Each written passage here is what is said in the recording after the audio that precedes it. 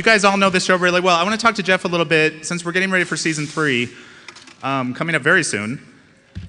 How do you think about the first 2 seasons when you go into a new season? Do you kind of think how far back you go and where you're heading? Well, we definitely think about where the characters have been and where we're taking them now. It's kind of incredible to think that we're at a 3rd season. And I look at pictures of myself from season 1 and I've aged incredibly, so. It's also kind of amazing to see how the audience has grown too and how passionate you guys are.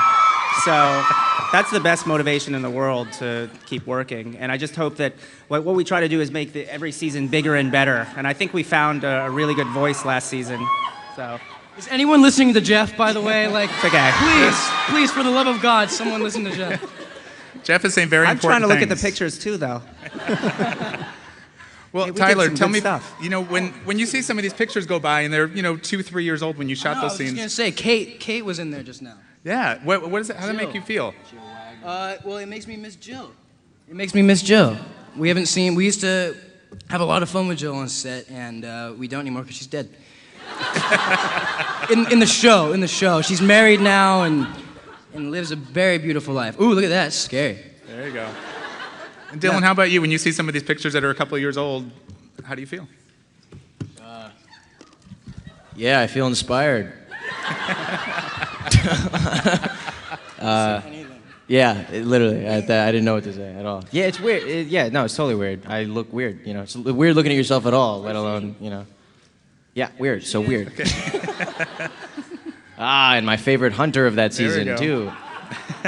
Anyone catch that guy? That guy was great. All right, so we have a DVD of the 2nd season that's coming out May 21st. Very excited. Jeff, talk about putting that together and what we'll see on it. Commentaries, behind the scenes, what's going on in that? Well, we tried to bring in some extra footage, as much extra footage as we could possibly find. What's funny about doing the show is we use almost all of the footage we shoot these scenes. We never cut scenes, really. I think there's only one scene that was cut from a full episode. But my co-executive producer, Christian, and I, who's in the audience somewhere, did commentary for 3 episodes. We have some really cool behind-the-scenes stuff, a really good gag reel. And I think it looks good. Buying it on DVD is a good idea because you get the best quality. And it's because we put in a huge amount of time for post-production and sound, so it'll be good. And how is it when you guys do look back? Like you look at the 2nd season, you have to watch episodes again, or you're talking through them. It's probably been a lot of time since you actually shot them. So how does it make all of you feel when you go back and watch just what happened last season? It's cool. Yeah. That's all. It's fun. It's really cool. Well, I could say something.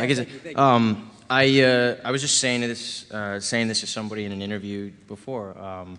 I always I always look back at our previous seasons and previous episodes, and I just always feel like we've grown, already, and it's really cool. And that's, it's better than feeling like we've gotten worse. So yeah.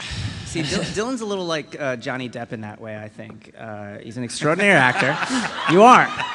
But I showed Dylan this video clip of Johnny Depp on Letterman when Letterman was asking him what he thought of the movie Public Enemies, and Johnny Depp says, "Oh, I haven't seen it." And Letterman's like, "You don't watch your own stuff?" And he says, no.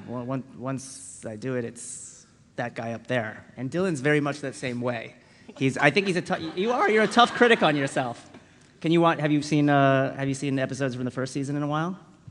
You can't watch them, can you? No, yeah, it's so weird. It's totally weird. It's weird for any human, when you hear your voice, or see yourself on camera. It's just totally, it's something to get used to. Yeah. And obviously they're very good at interviews too. The same, exactly where I just was. Do you need me to write you material before we come up here next time? Yeah. We need cue cards. Well, one thing I've always wanted to know since the pilot, really, what is Styles' first name? Do we know? Will we ever know? It's Styles. Just Styles? Make one up. His last name is Stilinski. Does anyone? People think they have a theory on what his name is, but yeah. I blame bad. Frank? Frank? Well, why Frank? Frank? Bill. No, Styles' real name is one of the long-standing mysteries of the show, and maybe in like the last episode of the series finale, maybe in the last minute. Finale? Yeah, the series finale. Yeah. We'll find out what it is. So he's kind of the Kramer of the show. It's definitely not Cosmo.